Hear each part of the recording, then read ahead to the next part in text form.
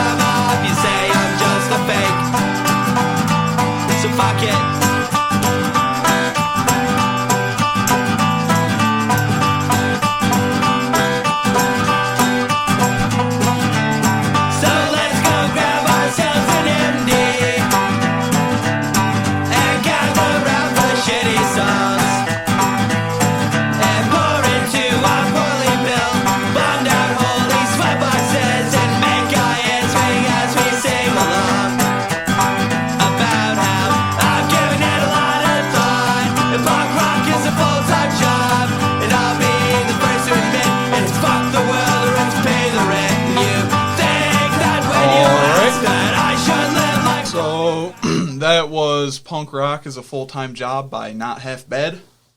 I actually recently discovered that this week, just listening to Discover Weekly on Spotify, I think. And yeah, that's a great song. I love it a lot. And that's all I really have to say about it. Just one of those songs that instantly clicks when you hear it. I've actually discovered quite a few bands I like in the past week. Maybe talk about them today. One thing I wanted to address is just last week on the podcast, I was talking about the awesome person behind Straight Line Arrival, the main person. And I said, I was using he, him pronouns, and that's not right. They actually go by they, them. I'd just like to apologize for that and correct it. And today, we got my buddy Steve on. Steve, if you want to introduce yourself. We've been buddies for a few years now.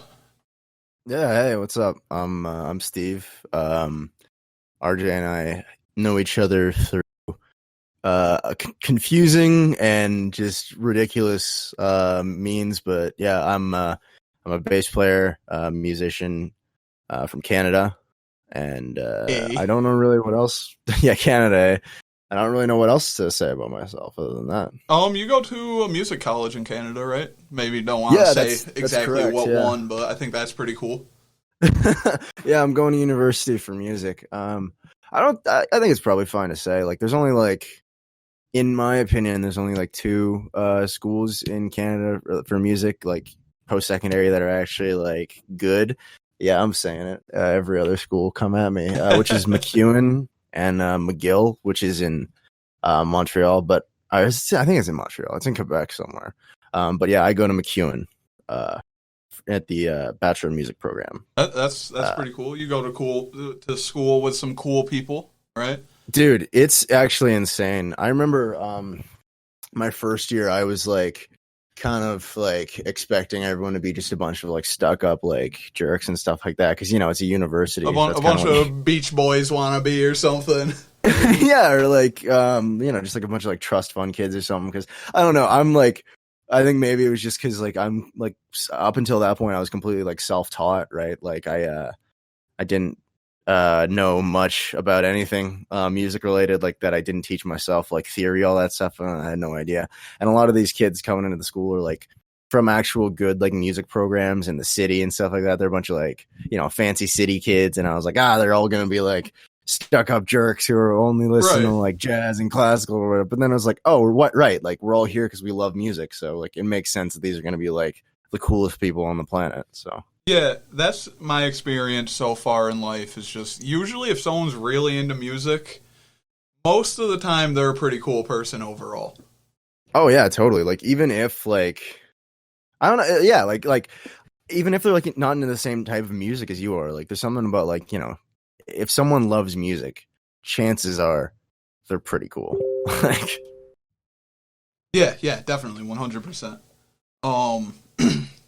Now, you are roommates with the Gratuitous Platypus guys, right? Yeah, actually I met them through school too, actually. So that's a really good example of meeting cool people through McEwen. Yeah, and I mean, those guys are sick. Anyone who hasn't they're awesome, heard them needs to check them out. I don't know if they have another live stream planned soon, do they? I don't know about anytime soon, but they do have an album that's going to be coming out, I believe, this summer. That is going to be just fantastic. I've been hearing them. Is there a release date for that yet?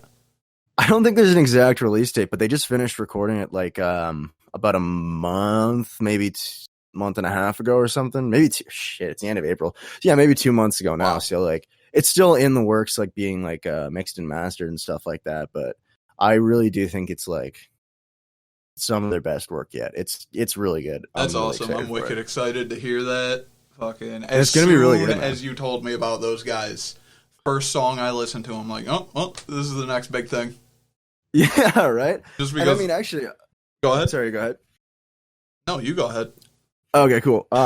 It's funny, like you even mentioned that because, like, one thing that I didn't even know about the guys, like, I was already like a big fan of theirs just because, like, when I met like Stellar, it was like all of us bass players were like hanging out outside like the class that we were supposed to go to, like, because we had a class like first year called Master Class where we learned from like the head of the bass program, who's this super cool guy named Rubble Di Toledo. He's like an insanely talented like Latin and like jazz like bass player who can literally play anything. It's insane. Like, I mean, it makes sense that he'd be teaching the class, right? Like, guy's incredible. He's won like all sorts of like Canadian and Albertan like jazz music awards. He's like, he had an album come out like last year that charted like pretty high on the jazz charts in Canada. I don't know about the rest of the world, but he's certainly doing great here. But he's been all over the place playing with like, yeah, anyway, super cool guy. Anyway, sounds like awesome.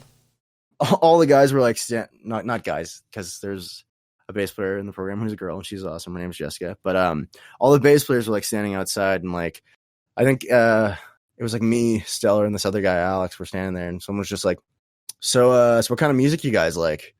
And like Stellar, like I think he was the one who brought it up. He was like, yeah, I listen to this, and he brought up Days and Days, and I was like, oh hell yeah, I love Days and Days. Great band. Because you were actually the person who introduced me to them. Yeah. And like I had just listened to like what is it, Rogue Taxidermy? Like I had just listened to that album like probably the week before that, like all the way through while I was like in the tractor, and I was like, hell yeah, this is awesome. So I was like, oh, this guy's great, and he was like, yeah, actually, I have a band too. We're called Gratuitous Platypus, and we've got a couple albums on Spotify if you want to check them out. And I was like, yeah, all right, whatever, man. Yeah, if you say so, sure. Like, and like I was like, oh yeah, these guys are like, everyone here is like, oh, super cool, blah blah blah. I'll check out the guy's album just in case, like, see if it's any good. And like I like listened to it as I was like walking home from the school, and I was like, damn, I was like, damn, this is so good. Damn, this is what I'm going to school with these guys. Damn. Like first I was like, that's really awesome. Second, I was like, oh man, this is what the competition is like here in the city, huh? Like it's pretty crazy. Yeah, like, I remember from a small town. I remember when you first sent them to me, and I started listening to whatever album you sent. I think it's probably Bed, right? Yeah, I think. I don't want to get. I don't really like getting out of bed, I think it's called. Yeah. And I remember like, I guess can't too. I was listening to it, and I'm like, I can't believe that I discovered these guys because my buddy met one of them after class or some shit. Yeah, like these guys are so good. How have I never heard of them? Right, and I think I really do. Like, obviously, I'm a little bit biased because I live with the guys. I like them. They're all like really good dudes. Right. But I really think their stuff is fantastic. I don't know if you even know this, but back in like I think 2017, 2018 maybe. You know that show on Netflix, Stranger Things? Yep. That kid in it, Finn Wolfhard, he has a band, I think they're called Calpurnia or whatever. But when they played a show in Calgary, GP actually opened up for them. Really? Yeah. That's pretty so yeah, sweet. you didn't even know that. Eh? Like that was like kind of their like their claim to fame. But it's funny because they're like, they're just normal, like humble guys or whatever. I didn't even know that was a thing until like 6 months after knowing them. Yeah, like, that's crazy. Teller just kind of mentioned it to me. He was like, because we were all talking about like our favorite shows we ever played or whatever, and I was like, oh yeah, I played this one show in like in this like hall in my hometown. There was like like 100 people. It was pretty cool. And he was like, oh yeah, that sounds awesome, man. And I was like, yeah, thanks. It was pretty cool. And he was like, yeah, I guess my favorite show was probably this. It was really cool. And then he talked about how they like sold out like this huge like hall in Calgary, like. and played for like this huge crowd. Cause yeah, they're opening for like, I think the band's called California. I really should know that, but yeah, I've seen like some of the pictures, and I think they're on their Instagram if you scroll back far enough, and it just looks like sick, man. It's crazy. Yeah, that's definitely awesome. So what have you been listening to lately, Steve? Oh man, all sorts of stuff. I have like one song in particular that I have queued up for today, but before I bring that up, I just want to kind of list out some of the albums that I've been listening to. I've been listening to actually Illmatic by Nas. Yeah? Nice. Great album, super good. Awesome album. Yeah, right. It's super good. I'm not like a huge like rap guy, but like I've been like trying to like get more into like, you know, other types of music because I think it's like super valuable.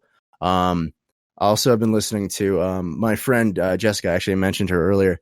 She's the bass player in one of the bands that I'm in. She is incredible. She put out an EP recently called Death of a Caretaker. It's on Spotify. Little shout out, I guess. Jessica Pradhan. I definitely pronounced her name wrong. It's fine. Don't worry about it. Death of a Caretaker. It's super good. It's just like a three song EP, but it's like fantastic. Yeah, I'll definitely check that out. Yeah, you totally should. What else have I been listening? I just checked out The Ends by the OBGMs. That album. Oh, dude, they're so good. They're so good. I have not listened to them in a while. I keep forgetting that the OBGMs exist. yeah. And I regret that every time. I gotta listen to some of them again. They're another band that I think just like it's crazy that they haven't blown up completely yet. Like I think who was it? It was like I think Pop gave them a shout out on Instagram one time. Oh, that's sweet. But like yeah, because they're also Canadian, right? Yep. But they're like so good, dude. Like I think they deserve like so much more than like the listenership they have. Like when you first introduced them to me, you're like, oh, you should check out these guys. Which how did you even hear of them in the first place? I actually don't remember. I just kind of came across them one day. That's kind of funny. But like I remember like when that was, it was they only had like I think like a few thousand, like maybe 3,000 monthly listeners or something on Spotify. I think only one album. Yeah. And now they have the 2 albums out at least. Yeah. They have more listeners than that now, I think. Like, but even then, it's nowhere near enough, man. Like they're crazy good. Yeah, I followed them on Twitter for a while. I think I still do. Maybe I just haven't seen a tweet, but yeah, they're awesome on Twitter. They seem like cool dudes too. I remember when they released their second record, a lot of people were trying to compare them to the Bad Brains. And dude, have you seen they have I think it's a t-shirt that says we're not the Bad Brains. Yeah, because it's literally just because like they're black band that also is black. Yeah, right? Yeah, exactly. It's always so weird when that happens to bands. Like, oh, you kind of look like that other band, so you sound like them too. But like the OBGMs sound nothing like Bad Brains. No, absolutely not. Like you play like oh man, that's awesome. I just looked at their Spotify to see like what their monthly listeners is. Sorry, that word wasn't right. Listeners is at now. They're at 25,000 monthly listeners. That's awesome. Right. Like, but still, man, they deserve like so much more. They're so great. But yeah, you're right. They don't sound like the Bad Brains like at all. Like, right. Yeah. I've been listening to some stuff lately. Mostly a lot of older stuff again, but I've been listening to The Blood Behind the Dam. That record by We the Heathens. I haven't heard that one. It is one of the best folk punk records of all time. I'll have to check that out though. Like I listened to it all the way through like last week, I think, like halfway through last week, and instantly fell in love with the album. Started checking out more of them. Great band. I think you would like them. I'll have to check them out then. They're like a mix to me, like of Defiance, Ohio, and Days and Days. Oh, that sounds pretty sick. Yeah, definitely. They got like some crazy fiddle. Yeah. I'll definitely have to check that out then. Sorry, what was that album again then? It was Blood Behind the Dam. Yeah. Scary album cover. I don't want to wake up and see that. Yeah, I'll check that out then. What else have I been listening to lately? So yeah, actually on the topic of like, I mean, we kind of got off of it, but like Canadian bands, whatever. These guys that I have ready for you here, Arm's Length, they're also from Ontario, which is, I believe, the same area that the OBGMs are from. Oh yeah, they're really good. I'm kind of like, I'm a big proponent of like Canadian music. Like, I think it's like a large part of that is because like the radio stations here in Canada, they have to play a certain amount of Canadian content. Oh, really? So you kind of, yeah, because so much of it is like government subsidies or whatever go into it. It's like a whole CanCon thing is what it's called. Like Canadian content. Because the government, for some reason, I think it's kind of awesome actually. They like there's a lot of like money that goes to the arts, like it gets like funding from like lotteries and stuff like that. But yeah, like part of that is that like if there's a radio station, the government will like give you a certain amount of money, but you have to play like a certain amount of like Canadian music. In the olden days, what they used to do is I heard this on the radio a while back. They're talking about it, I think in like the 80s or something. That's probably not even old enough. Whatever. They would do something where they'd have like just like actual popular music all throughout the day, and then right in like the middle of the night they'd have like 2 hours of just Canadian music, so that they were hitting the quotas. But then I guess the government got wise to that, so you actually have to play a certain amount. Unfortunately, what that usually leads to is just like every channel, if it's rock or like alt or whatever, just plays like a tragically hip song every hour. I was really going to guess Sum 41 or like Rusty. Man, Sum 41, I wouldn't even mind. Yeah, I want to shake my fist at Sum 41 radio. Yeah, right? But like, it's funny because like, it seems like they're never playing like these good, like new, interesting Canadian bands. Like, I've never heard the OBGMs on the radio. I've heard Pup a few times, but not nearly as often as I should. Actually, a band that was like big in Canada that only just recently like got big all over the world is Mother Mother, and that's just because they had a song go viral on TikTok. Huh? Yeah, like, I've definitely heard of them. I haven't listened to them yet. I think they're like actually really, really good. I listened to them a lot in high school, and I was one of those people where when they first blew up because of TikTok, I was kind of like low key, like gatekeeping, where I was like, you guys don't even get it, okay? Like, Hayloft is a good song, but they have other songs, man. But like, I'm really happy for them, the success that they're seeing now. But this band, Arm's Length, I had a friend send me like one of their songs and was just like, this just seems like something you would like. And they're like, just like, I don't know what genre exactly they are, but they're kind of just like emo rock crap. And when they sent that to me, I was like, all right, I see why you think I would like this. And then I listened to the song and I was like, okay, this is like fantastic. I really, really like this one. Let's take a listen real quick. Yeah, absolutely.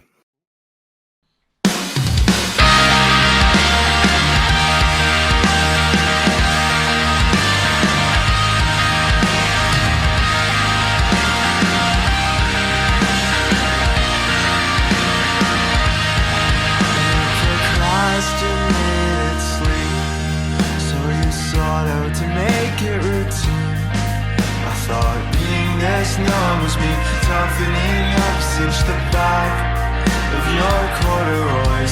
I'm withdrawn from the ways that you are, stuck in a dream state of the art. I went with my gut and I threw it all up, so dig your thumbs into my pressure points. You're always leaving the light on. I'm leaving before it gets bad. And if that's what you want, why do you look like that? I will bend over backwards to keep what you got here intact. Who will die in my lifetime?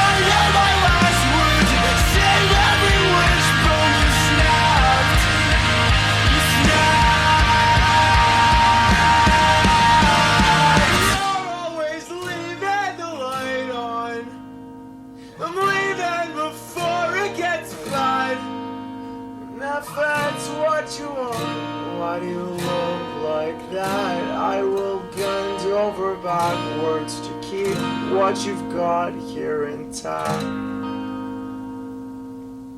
Yeah, that was a great song. Yeah, I like that a lot. Yeah, right.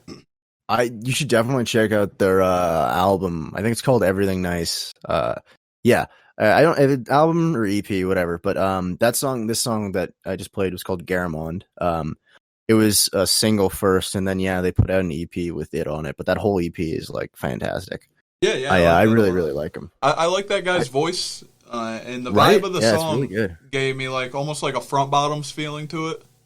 Yeah, kind of like I kind of like last year. I kind of started getting into that style of like emo, like I guess Midwest emo is kind of what it is. You can ask Gage. I recently started getting more into like that more kind of emo music, not necessarily like Panic at the Disco or like My Chemical Romance stuff. See, but I love Bottoms My Chemical Romance, but like this style of like the Midwest emo is fantastic. If you haven't listened to Modern Baseball, you should definitely check them out. I have checked them out a little bit. Yeah, I'm a big fan. Yeah, right. I don't know if I've listened quite enough to have a favorite song yet. I really like Your Graduation by them is really good. Nice. Yep. It's something really funny to me about like pop punk and like emo bands is like how many of them are named after sports. You know what I mean? Like Modern Baseball, Knuckle Puck, State Champs is another one. Like a lot of them are just named after sports terms, and they're just made up of like white dudes who clearly don't look like they've ever played a sport. Yep. You know what I mean? Yeah. Like you would expect these bands to be like hardcore bands or something. Yeah. Like the hardcore dudes who get into hockey when they turn 30. Exactly. Knuckle Puck, there's another one. I don't know if I mentioned them or not. Yep, you did say that. Oh shit, well then I have just 3 apparently. American football. There you go. There's another one. Yeah. Boom. I think really got me into like this new like kind of, and it's not really the same just like as far as lyrical content goes. Jeff Rosenstock, like with all his bands, does a lot of like the similar thing where it's like he'll write sad songs, but like they'll sound happy, and he'll write happy songs and make them sound sad. Yeah, and like I feel like that's what a lot of these Midwest emo bands have started doing. Yeah, something about like that bittersweet sound I really, really like. Like that guitar tone especially is like something about that just really sings to my ears. You know? Yeah, 100%. Sorry, what are some of the bands that you said Jeff Rosenstock? I don't think I know. I don't recognize his name. What are some bands that he's in? Maybe I would. Arrogant Sons of Bitches and Bomb the Music Industry are his 2 main ones. I'm pretty sure. Bomb the Music Industry. Okay, I didn't realize. Yeah. Yeah, he puts like almost more of a like ska feeling to that, like 20-year-old existential emo music. Yeah, like Psych Life is Awesome, and what's that other one by him that I really like? I forgot. I could sing it, but I don't think anyone wants to hear that. He actually last year came out with a solo album called No Dream. Oh, no kidding. And on April 1st, he said he was going to redo it as a ska album and call it Ska Dream. But he said it on April 1st. So I'm it's just like a joke or whatever. Is this real? And then on 420, he dropped it. Oh, that rocks. And that rocks. It is so fucking good. It's like a completely different album. I don't know how that guy did it, but the album feels completely different. Well, it's funny you mention that because like I've even had like songs that like I start them and I'm like, oh yes, this is the genre this song is, and then by the time that it's finished, it just becomes something completely different. You know what I mean? Yeah, and I feel like that's what's usually really cool about some songs is like they're genreless. Anyone can do it. Oh yeah, anyone can cover it. It's like when Johnny Cash did "Hurt" by 9 Inch Nails, and that's like the definitive version of that song now. Yeah, that's the crazy thing is like obviously Trent Reznor like pretty much said that's not my song anymore. That's his. Yeah, but like that rocks. Like even that Trent Reznor was like, "Yep, no, that's I'll let him have that one." Like I didn't even know that was originally a 9 Inch Nails song until I was like 15. Yeah, it's literally same dude. Yeah. Because it just feels so authentic as a Johnny Cash song. Oh, totally. Like, it feels like, maybe this is like me just being like, oh, university, like woofity woofity or whatever. But like, it feels like it's the type of song that like Trent Reznor, he like plucked that out of the universe, but it was meant to be pulled out by Johnny Cash instead. You know what I mean? Right. Yeah. Exactly. Like it feels like that came from like somewhere that wasn't him, if that makes sense. Yeah. So since we mentioned Johnny Cash, Yeah. and I got a little bit of trivia for you. I even got a little Johnny Cash trivia. Oh, really? It's Johnny Cash themed. All right, let's Yeah. hear it. Oh, I only got one question about Johnny Cash, so I'll do that one first.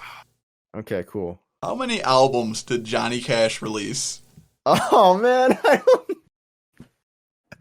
I have no idea. You know what's even worse than that, RJ? If you ask me, put me on the spot right now to name a Johnny Cash album, I don't know if I could do it. Wow. That's embarrassing. Wow.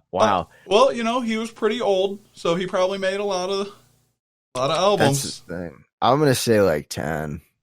10? Yeah. 97. What? 97 albums. Is that counting like live performances and stuff like that? I'm not It's sure. gotta be, right? It's gotta be. I wanted to go cow. through and look at each one to see how many are released after he died or live album. But dang. Even if there's a bunch of live albums, I feel like if one of them is 97 live, Live from Folsom Prison is definitely the name of an album then. Yep. Probably, right? So I got that. Yeah, damn, that's what crazy. else do I got for you? You like Pink Floyd?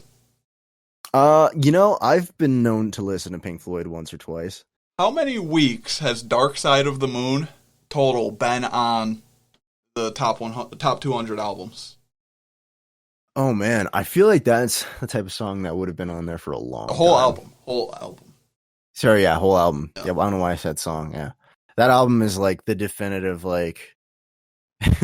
My favorite part about that album is like that people just keep finding new ways to listen to it. You know what I mean? Yeah. Like everyone's always like, "Oh, you got to listen to it while you watch The Wizard of Oz, and it syncs up perfectly." Or like Paul Blart Mall Cop. Apparently, if you watch it synced up with. Have you heard that? Apparently, if you watch it synced up with Paul Blart Mall Cop 2, apparently it syncs up perfectly as well. I'm gonna say I know what we're doing next time we eat acid.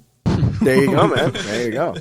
Honestly, I think that probably lasted for like at least a year. Yeah, about a year, you think? I'm gonna say like 50 something weeks. Yeah, add a 9 in front of that.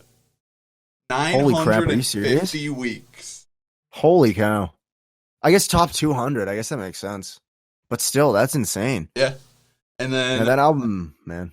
Another album question. Maybe someone you might know a little more about. How long has Nirvana's Nevermind been in the Billboard Top 200 albums?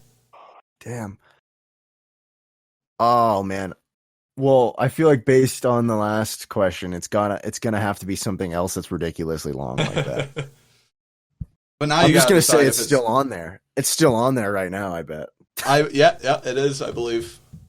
Okay. When did that come out? 90. Not consecutively. It's not all consecutive weeks.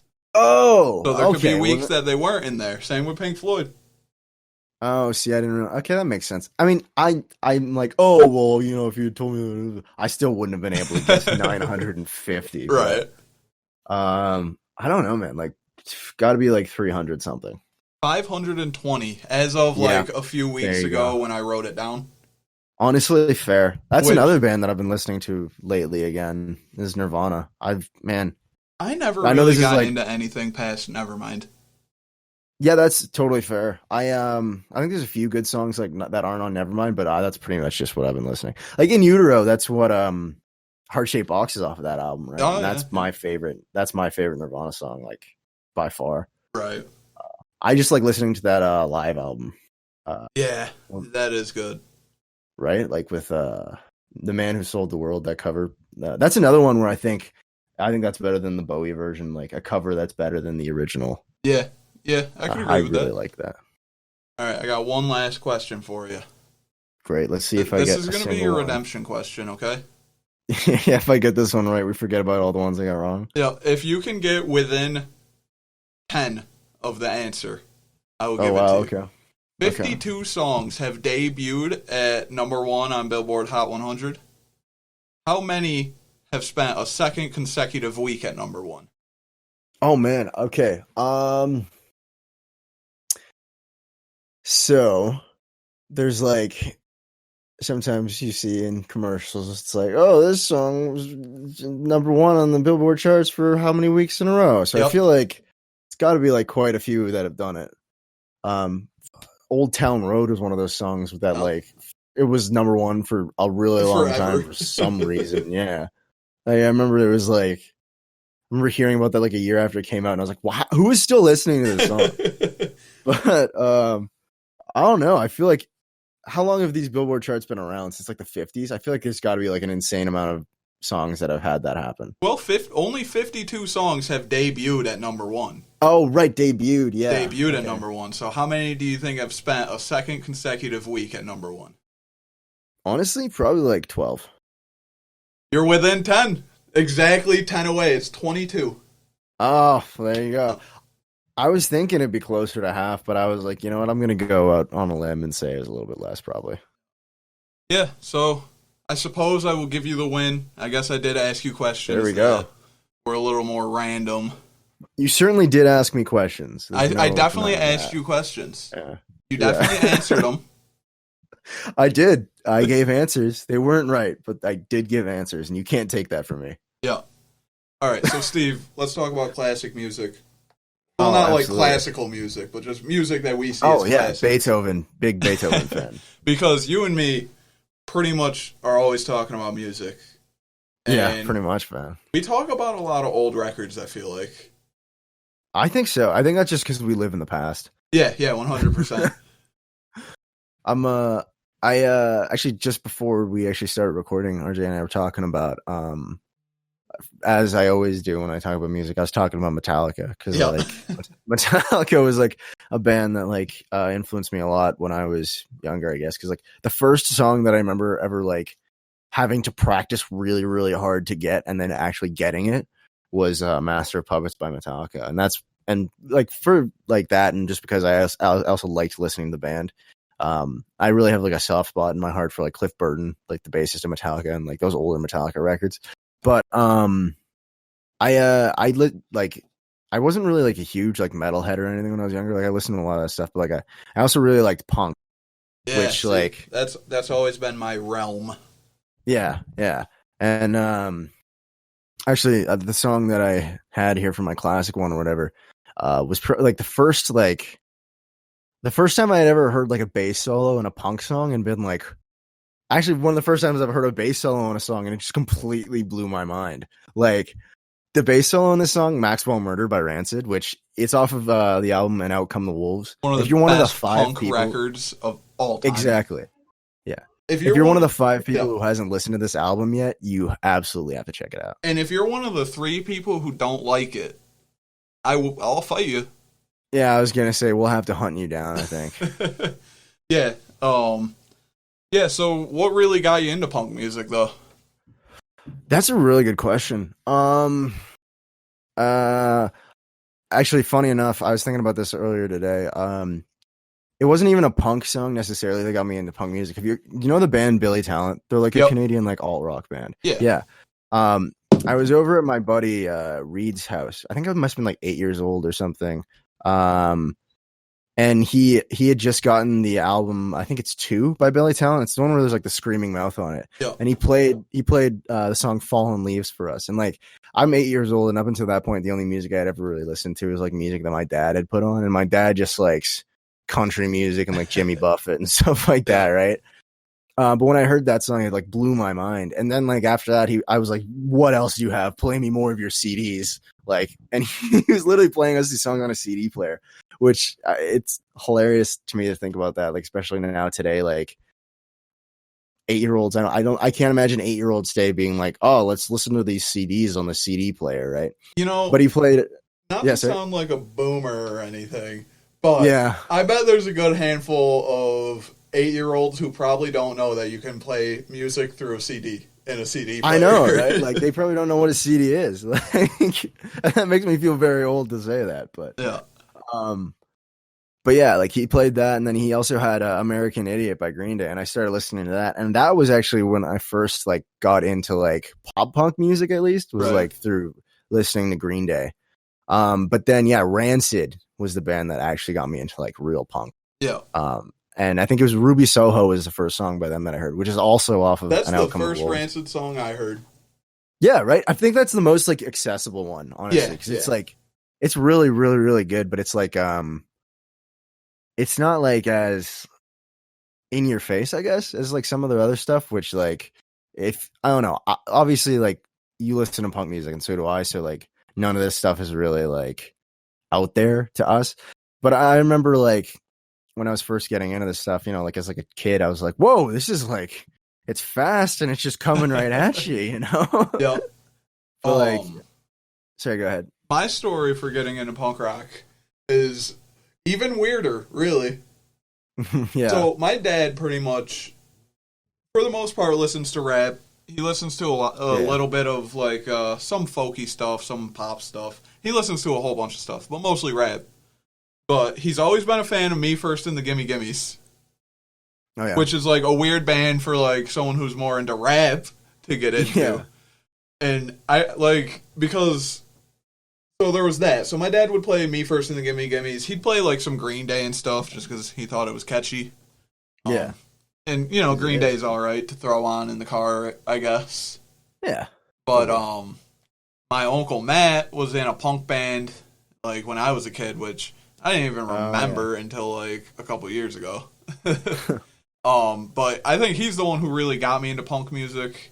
We were about to go camping, and he started playing, what was You're Wrong by NoFX. Oh, yeah. And he did it specifically because the people we were going to be camping around were, you know, more conservative leaning. Yeah, they were not going to like that. Yeah. So, like, on the way there, we're, like, blasting You're Wrong by NoFX. And then, like, he just, over the weekend, shows me more and more, like, random punk stuff on his phone. I think I was, like, 13, maybe 14, something like that. So, And, like, right at the perfect age, so, like, when you're listening to that, you're like, perfect this is age. the coolest thing in the world, man.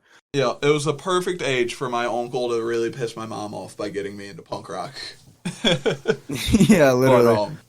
But yeah, I remember like going home after we got back from camping and just like sitting on YouTube listening to the songs he showed me, and then like finding any more songs, and then like just sitting there and being like, I'm a punk rocker now. Yeah.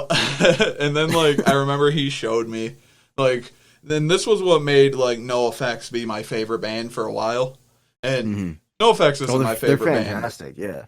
They're not my favorite band anymore. They're probably far from it. Wait, really? Not to diss them or anything. Just because you found a lot of other stuff that you like more than them? Yeah, I've just kind of gotten more into different stuff besides, like, the Fat Mike. I still think Separation voice. of Church and Skate is, like... Oh, great record. Amazing. A fantastic record, yeah. Best NoFX record. Sorry, War on Errorism is the name of the album, right? Oh, yeah. All right. But yeah, best like NoFX that opening record. track Go. is fantastic. I really like War on Errorism. Yeah, that's your favorite?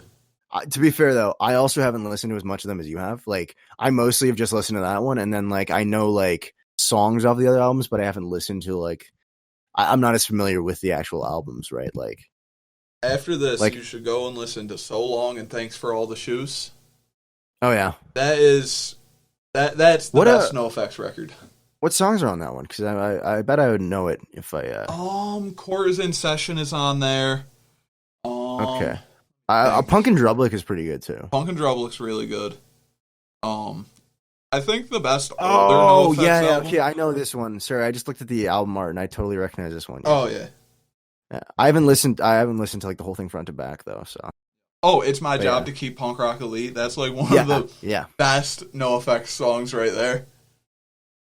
Yeah, that's a great song. I think their best older album, if we're talking about like their first few albums, I think White Trash, Two Heaves and a Bean. Oh, yeah. Would be the best of their classic albums. I think I liked it more than Punk and Drublick. I mean, Bob is off of, it's in Sticking in My Eye off of White Trash, right? Yeah. Yeah, that's fair then, yeah. I really like those ones. Have you read the NoFX, like, autobiography book? I haven't. Bathtub? No, we've talked about it before, though. Like, I saw it in, like, a bookstore one time, and I remember sending it to you being like, oh, this is kind of cool, and you being like, dude, you have to buy that. It's like the best book ever. Oh yeah, dude. I remember when I first read it, I instantly like got on Amazon and like bought a copy to send to my Uncle Matt because I knew he'd love it. And like even awesome. to this day, anytime we see each other, we at some point talk about the NoFX book in some way. Just because it's such a great book of just like so many different kinds of stories, sad ones, happy ones, crazy ones. It's definitely not like a book for the faint of heart, I would say. No, yeah. I mean, I wouldn't say NoFX is a band for the fan. Of yeah, exactly. Yeah, they've got a song called Kids of the K-Hole. yeah. And that sounds like a buddy of ours, actually. Oh yeah, I know what you're talking about. That's funny. So best Canadian band of all time, go. Oh man, don't put me on that. No, you gotta. Like, I personally, I really like. Sorry, I gotta turn my damn phone off. I like Rush, but every time I bring them up, you always shit on them. So, and I don't know why I shouldn't do say that Rush. because I don't mind Rush at all. Then why do you do that? I don't know. It's really fun to pick on Rush. He does it to me too. Yeah.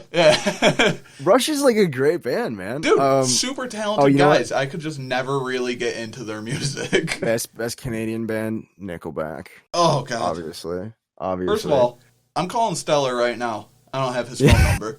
And telling him that you didn't say Gratuitous Platypus for number one Canadian band. Shit, there you go. Because that's fucked up. It's, you know what? It's Fillmore Jive. It's a band that I'm in.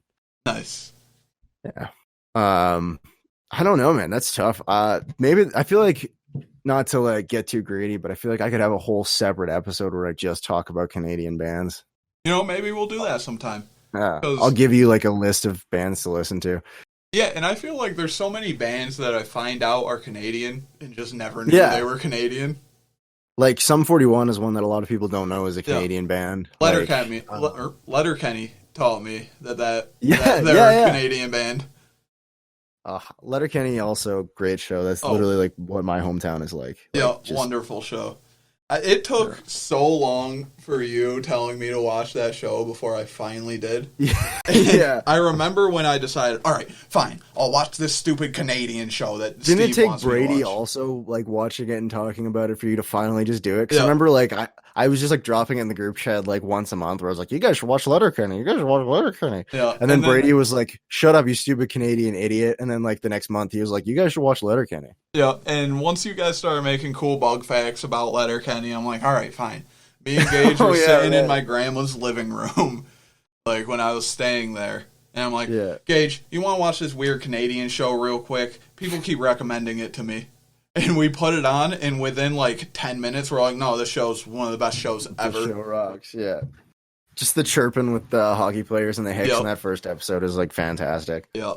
Yeah, like that's the thing. That the first 5 minutes of that show are just so hilarious that there's no way to not keep watching. Exactly. It just hits you right in the face. It's like, it's on. This is what the show is. And like and you might not have experienced this because you're like from Canada and stuff, but for like me and Gage, we're like, I don't know what any of these people are saying, but it's hilarious. So then it was like the whole first like watch through of the show. We're like sitting there looking up various slang that they use. Oh, that's hilarious. That's really funny because like every character in that show, I know at least 5 people who talk exactly like that. Like I played on a hockey team and like I work on a farm and I'm friends with like a bunch of Hicks and stuff like that. So like everything they're saying, especially in that first episode, I'm just like, oh yeah, no, yeah, I heard someone say that like last week, basically. yeah. That's a really funny show. Yeah, it's pretty good. Sorry, should we play the song? I just realized we've been like, oh yeah. We kept on like talking or like up to it, and then we totally got away from it. Yeah. All right. So yeah, let's hear Maxwell Murder by Rancid, a definite classic. Oh, so good. Maxwell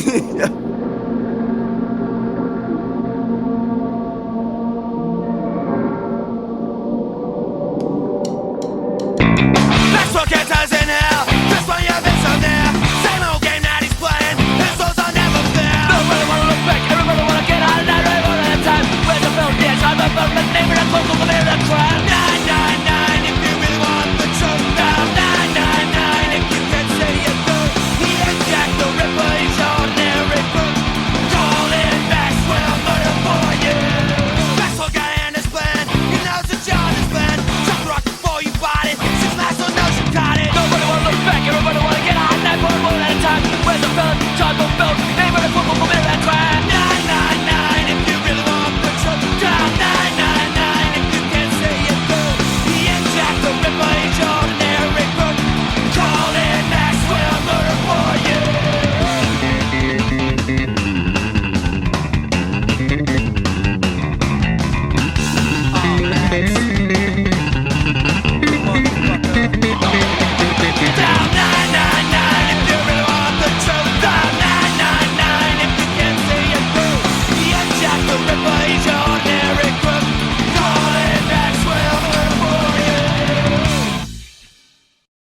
Okay. Yeah, I love that solo, man. It's just First thing I have to say is yeah.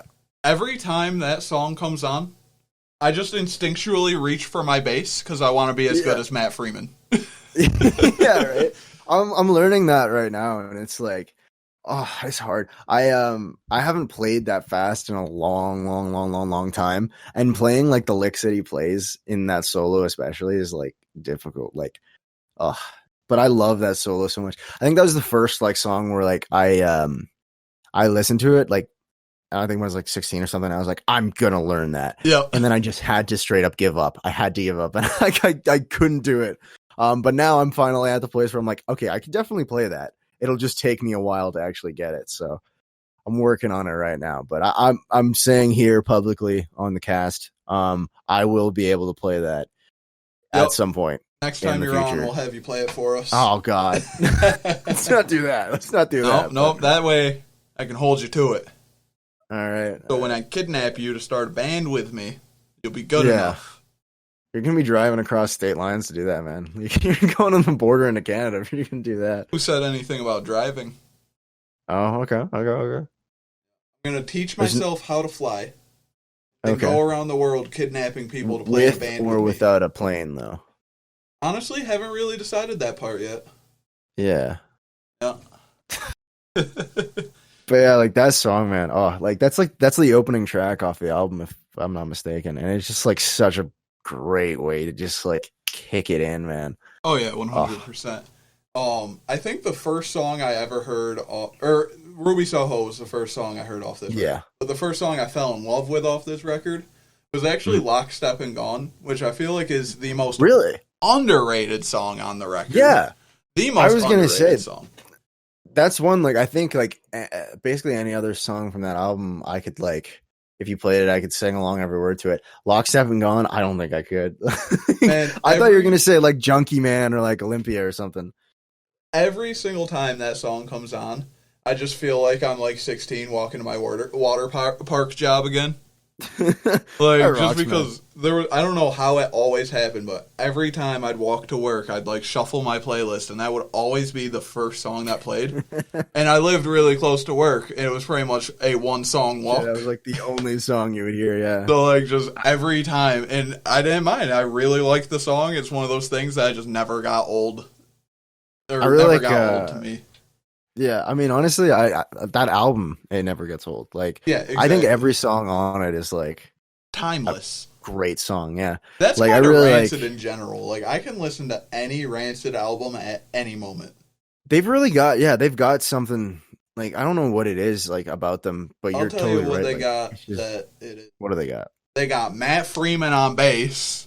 They got Tim and Lars playing guitar and singing. Yeah. And their drummer's pretty sick, too. What's his name? Like, Brandon Steinkirk or something? It's always the drummer that people's names don't remember. I'm amazed you know the bass player's name, though. That's Matt impressive. Freeman? That's, like, my favorite bass player. That's fair. I'm pretty sure he played bass for Operation Ivy, too. I think so. I think that's true. Yeah, and I mean, Op Ivy, that's another band that is timeless. I can always listen to Pick it up. I got a joke for you, all right? And I know we've discussed that anytime someone says they have a joke, it's not funny. I think I've heard this joke before, but go ahead. How many ska bands does it take to change a light bulb? How many? 2. One to drop it, one to pick it up. Yeah, I've heard that joke before. I don't know. That night we were talking and we're like, man, anytime someone says, I have a joke, it's never funny. Yeah, it's never funny. No one can tell funny jokes. That's just not how like being funny works. Absolutely. But I stand by that being a funny joke. And not just because I always tell it. It is certainly a joke, RJ. It's definitely a joke. You're wrong about that. So, and what else have you been listening to? I'm kind of intrigued. Okay, I think I mentioned it earlier. I don't know if it was on the cast or not, but Twin Fantasy by Car Seat Headrest has kind of been like playing on repeat in the house where I live, so I've listened to that quite a bit. I just checked out Almost Free by Fiddler yesterday because I was like, I made a Fiddler patch for my vest, and then I realized I was like, I really only listened to the one album by that. Yeah, you don't want to walk into a bar and get interrogated and not be able to tell every fact about that album.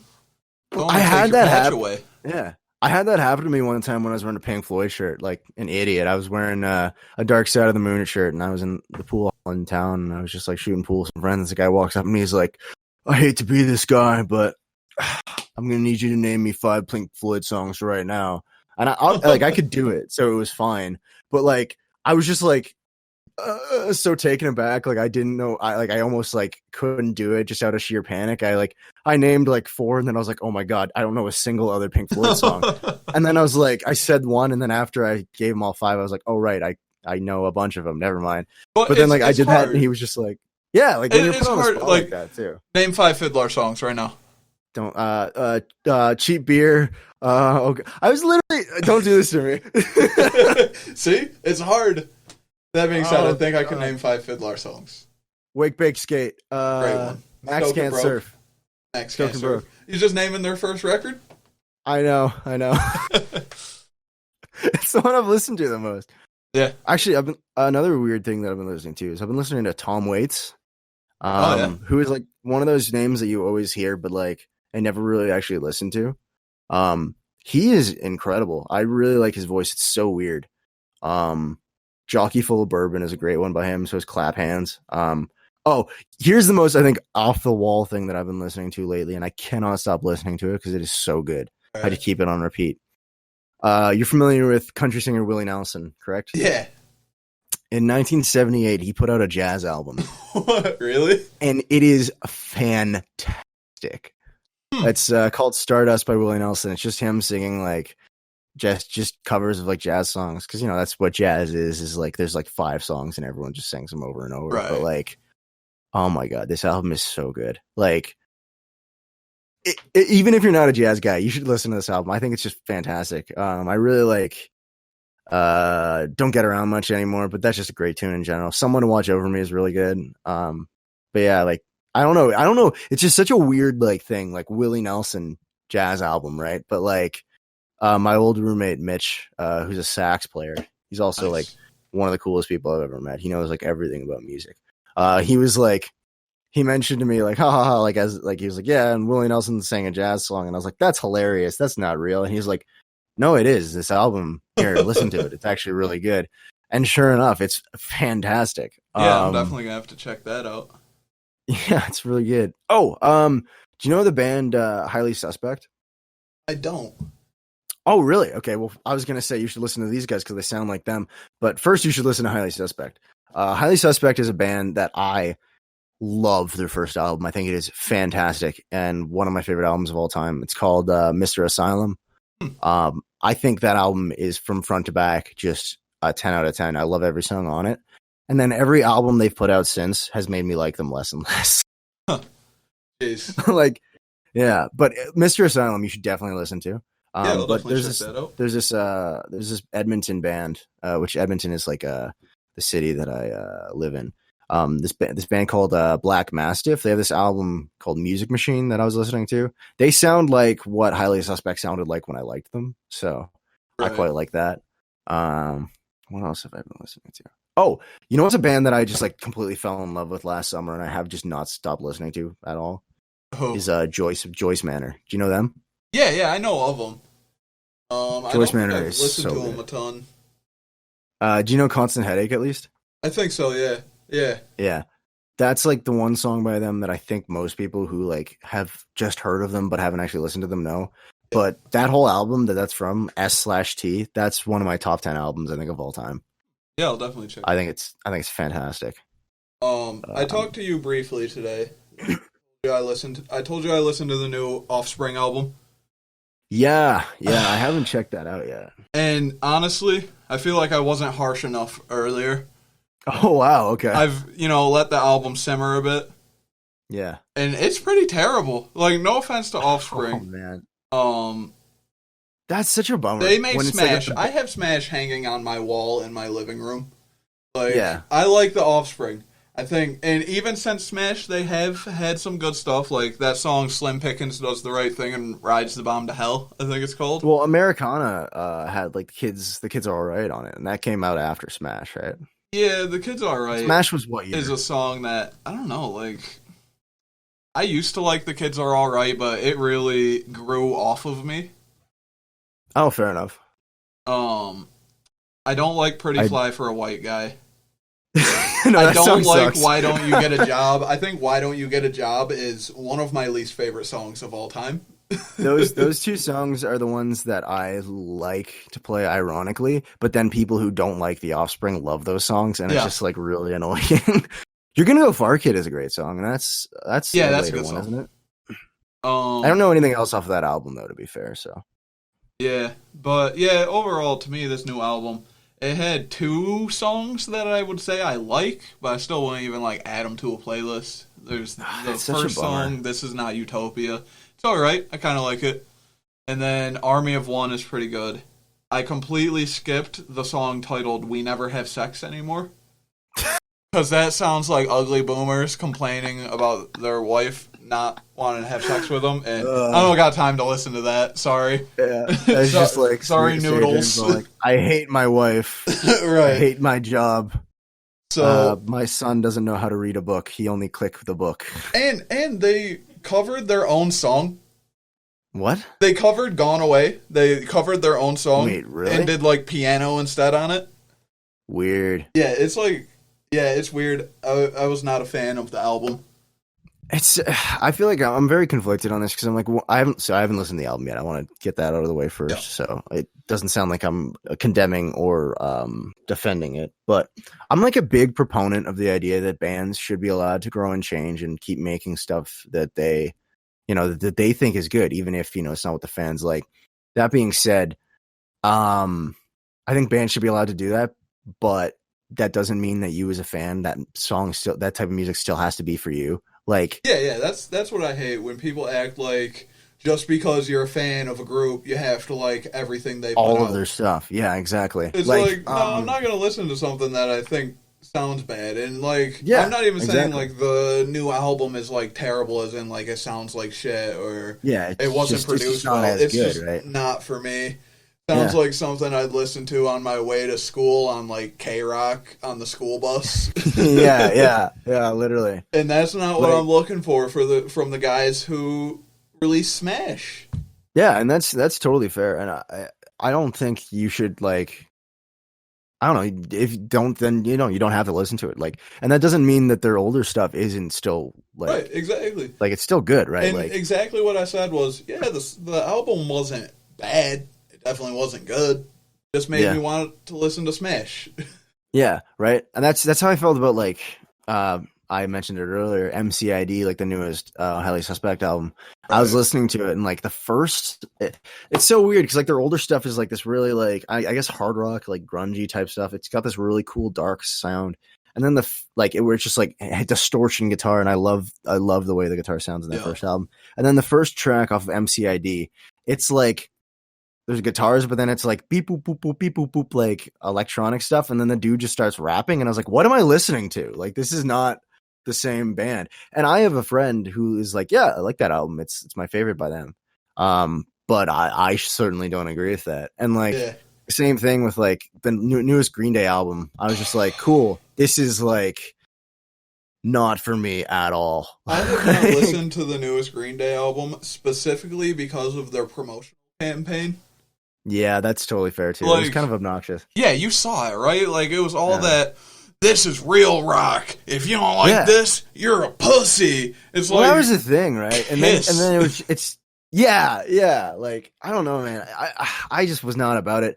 I listened to the whole thing. I was actually kind of excited for it when it was coming out. Like, I mentioned earlier, my friend Jessica, she's a big Green Day fan. She was like, "Oh, new Green Day album coming out soon." I was like, "Yeah, it's gonna be cool. I'll check it out." And then like the day it came out, she was like, "Oh, I listened to it. What'd you think? You need to tell me what you thought." And I was like, "Oh, I haven't heard it yet." And I went home and I listened to it, and I was like, I don't really want to talk to her about this because I do not enjoy it. And she wasn't crazy about it either. But like I was just like, man, this this sucks. kind of wish I didn't listen to it. Yeah. Yeah, I just went through like a year of like tinnitus and like my ears not working right. Damn. And after listening to That this sucks, new dude. Offspring record, I wish it would go back to that way. Yeah, I kind of missed the tinnitus. Yeah. But yeah, overall, like Offspring, I still think they're a great band overall. I would still go see them live, especially now at any point. I'll go see any live music at this point. I feel that. Yeah. I would see Insane Clown Posse live at this point. Oh, whoop, whoop. Dude, that'd be awesome. I love Juggalos. Gathering of the Juggalos. Yeah. Bring some Fago. Should we become Juggalos? Let's just do it. Honestly, all right, I'm down. Cool. Where's the natural habitat of a Juggalo? I feel like I've never seen a Juggalo in the wild, but if they were to be anywhere, I feel like they're like the type of guys who like hang out in like the middle of a mall and just like yell at their girlfriend on speaker. Like, like that seems like peak Juggalo behavior to me. Yeah, that sounds about right. Dude, the Hard Times has the best Juggalo articles ever of all time, bro. Like, you should just go. That's such a funny sentence. You should just go to thehardtimes.com and just search like Juggalo. Because every article they do making fun of Juggalos is really funny. I mean, that's just because making fun of Juggalos is just like, you can't miss with that. They're such an easy target. It's like wooks. See, I always forget what this word means, and I hear you say it, and and then you explain to me what it is, and then I forget again. Oh, sorry. Wooks is pretty much white people with dreadlocks who always want your free drugs. Right. Yes. Okay. Yeah. And they don't really do anything else. Okay. Yeah. There you go. Or at least that's the common consensus on wooks. The common consensus. I've never met one that does anything else. I've just never met one, so. Oh, I'm sure you've met a wook too. Though, I'll know what to call them. That's the thing about wooks is sometimes they're hidden. They hide in plain sight. So you might have met a wook or two and didn't even realize it. Oh, man. You ever met a white person with dreadlocks and next thing you know, you got some records missing? or cigarettes? I only know like one white dude with dreadlocks, and he's pretty cool. Actually, it's Tristan from Gratuitous Pleasure. Yeah. He's locking his hair up right now. So. See, I'm half black, and I've been just growing my hair out, and I've been thinking about dreading it for a while now. Oh, yeah. And I think I'm just going to do it soon. It just seems like a lot of work. See, that's the thing, man. I feel bad for him because he's been like, it just seems like such a process. He's been like trying to like lock them up for like a few months now or something. And, I mean, he's committed to it, but like, if it was me, I feel like I would have just given up at this point. See, I started the process because, and if he doesn't know this, you should tell him. A good way to, like, really get your hair good for locking is take, like, a wool hat, like a full 100% wool, anything really. Just rub it on your hair a bunch. And it'll, like, mat it down, and then you can, like, kind of pull out individual hair a lot easier and lock it pretty easy. Huh. Like, I was doing that probably around this time last year. Maybe not around this time last year, but, like, last summer. I was, like, doing it, rubbing the wool hat all over my hair. Practically gave myself an afro. And then I started locking some of my hair. And then I just stopped. I'm like, I don't want to do it anymore. That's my problem, man, is I feel like I wouldn't have the, like... Well, also, I don't think I could pull off dreadlocks anyway. But I feel like I wouldn't have the commitment to it. Like, that's like with my beard. Every time it grows out, I'm always like, I want to get rid of this. And then I get rid of it, and I'm like, man, I miss my beard. So then I grow it back. Like, if I did that with, like, dreadlocks or whatever, it'd be like, it takes way too long to get them by the time that, like, I would just give up halfway through. Or when I get them, I'd probably be like, I don't want these anymore. Like, after having them for, like, a week, maybe. You should go back to a fully shaved head. I don't think that's a good look for me. Well, why not? Why not? I like having hair. Keeps my head warm, and I don't look like a skinhead. That's true. Which is nice. Yeah. Filipino skinhead is not a good look, you know. Yeah, definitely not. But I think that should do it. Gage, how much time we got? Hour 6. Oh, shit. Yeah? So that should do it. This is the 6th hour we've been going. Yeah.